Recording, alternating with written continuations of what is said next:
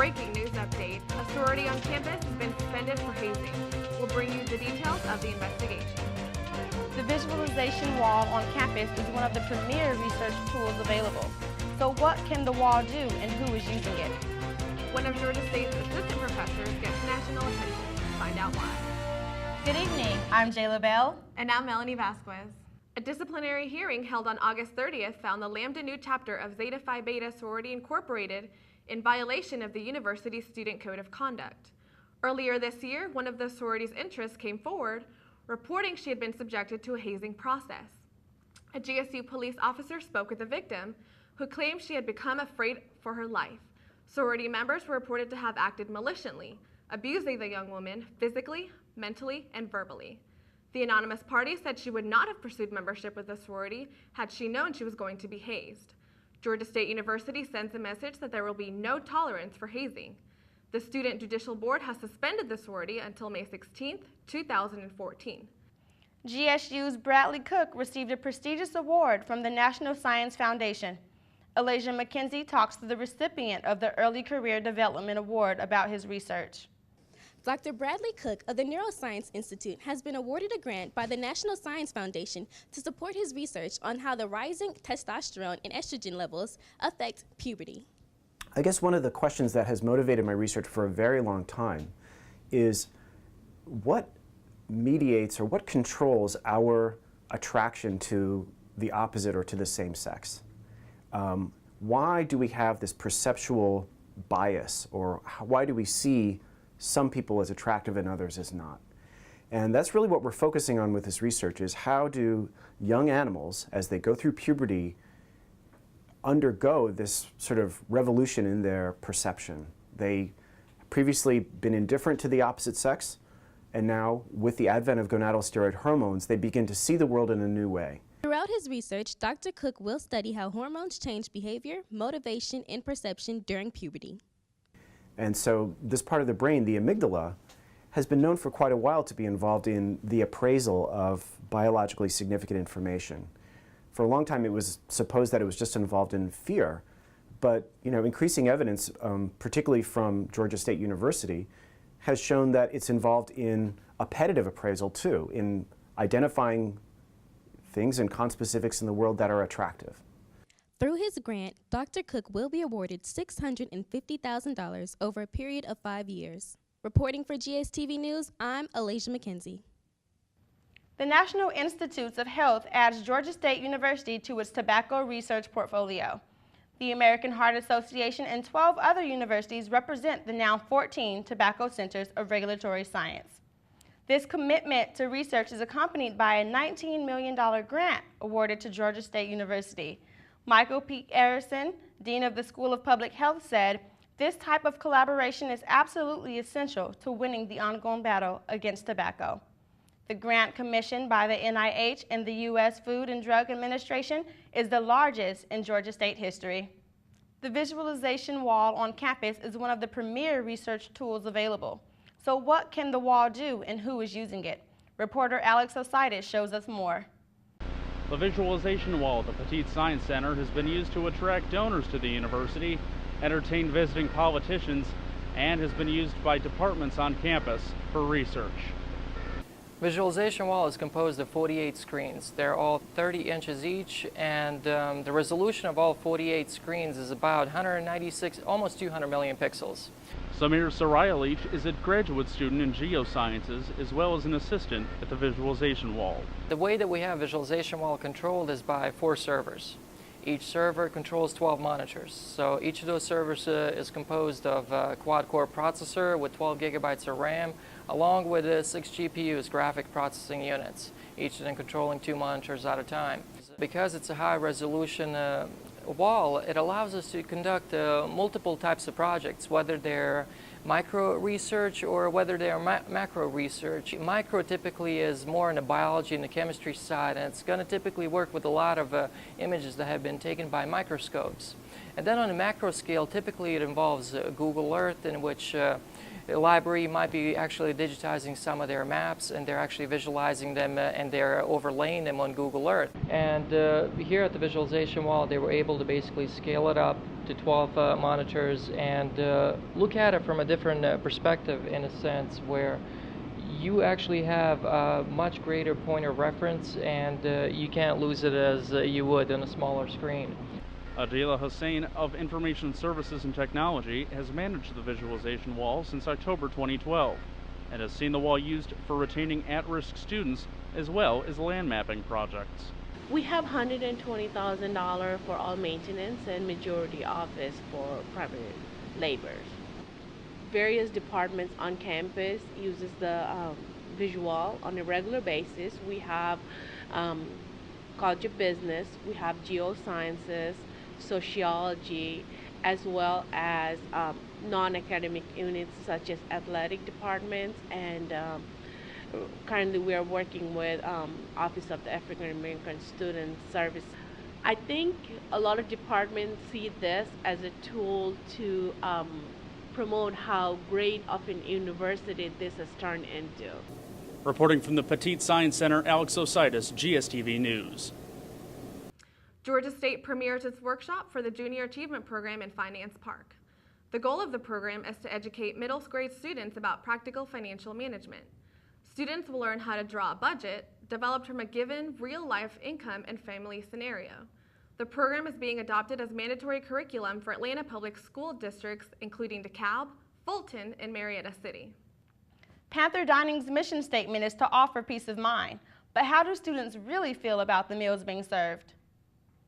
I'm here at Piedmont Dining Hall, where students come to socialize with friends, take study breaks, and enjoy delicious food. Sushi, among many other foods, come together to give the dining halls more diversity. With Georgia State being so diverse, it satisfies the diverse student population. I like the variety, like one day I could have sushi and the same day I could still have chicken or something. What I like most about Piedmont Northern Dining Hall is that they have a variety of foods, and I don't eat the variety of foods. I usually just eat fries and pizza, but seeing the variety, it's cool because it gives them an option. No, dude, it is not better than my mom's cooking. Honestly, I miss my mom's cooking. The only difference between Piedmont North and the freshman dining halls is the food schedule. Piedmont is more practical for students who live in the Commons, whereas in Freshman Hall it's easier access from the main campus. The dining halls serve as an outlet for students to socialize and hang out. The most popular reason why people eat at Piedmont North is because of the variety of food. The food is very, very good, but unfortunately it's not better than mother's cooking. I'm Tim Richard, Panther Report. Coming up on Panther Report, we'll try out Zumba with reporter Vanessa Walls and see a recap from last weekend's Music Midtown. Presenting your Georgia Power Energy Efficiency Team. Helping you save money and energy around your dorm and apartment, one easy tip at a time. Lessons in lighting. Use smaller lamps over work areas so work can be done without lighting a whole room.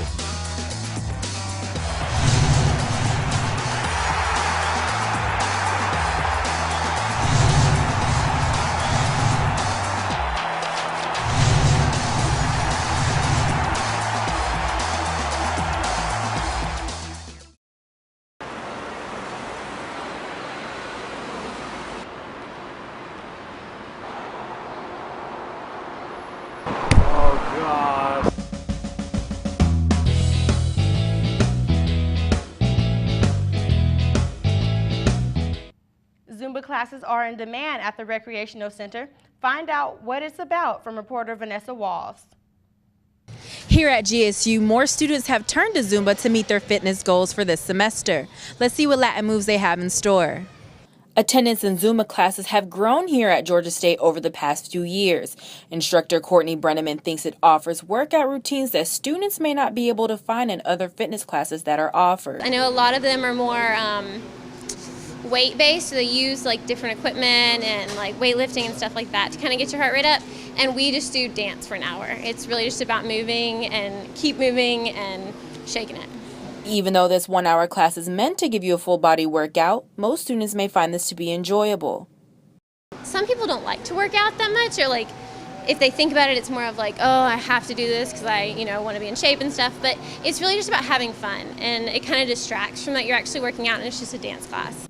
Although Zumba is popular when it comes to free classes at the recreational center, some people may feel uneasy to dance in front of others.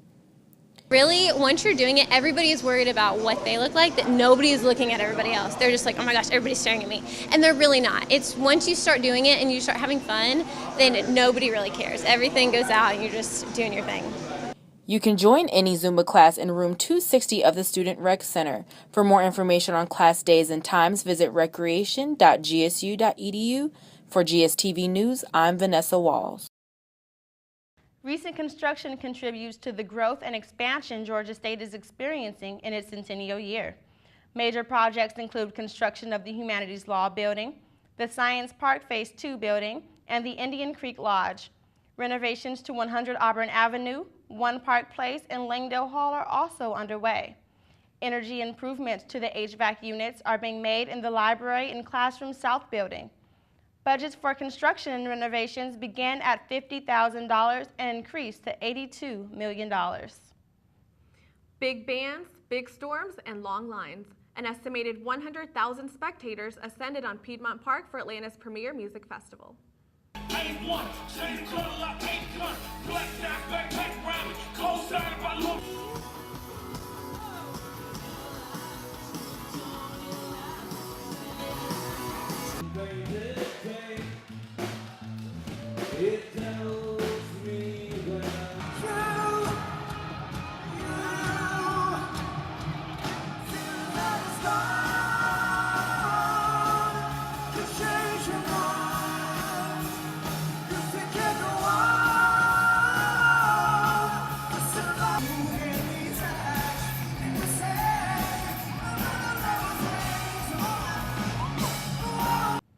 Last Monday, September 16th, the Middle East Institute sponsored a panel discussion titled, "What's Going On in Syria?" The discussion was moderated by Dr. Jack Williams. Panel speakers included doctoral representatives from the Department of History, the Department of Political Science, the Institute of Women's Studies, and the Middle East Institute. A question and answers discussion took place afterwards. The panel is likely to be made into a recurring series. Catch the full discussion on GSTV Panther Report. Sports with Neha Ali is coming up next on Panther Report.